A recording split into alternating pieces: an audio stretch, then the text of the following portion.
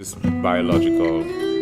this a biological predisposition, or are there environmental factors involved in terms of what induces this deep-seated level of compassion a person may have for someone else? So, yeah, very interesting. What do you think? Kind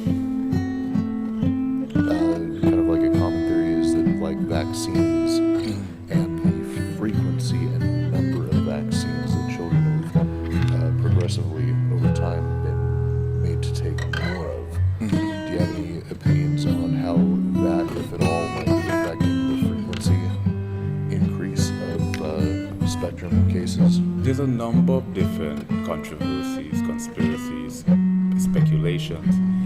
I can't determine, I don't know in that sense. And one aspect of these areas I don't invest too much time through also is the epidemiology, the history of the evolution of how it emanated.